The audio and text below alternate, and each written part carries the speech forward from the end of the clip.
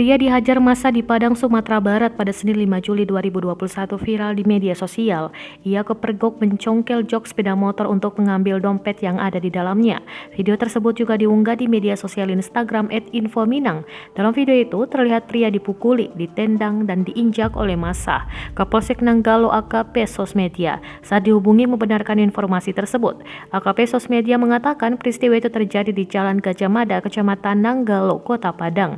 Pelaku berinisial R diamankan masyarakat saat mencongkel jok sepeda motor. Ia pelaku curanmor, kata AKP Sosmedia.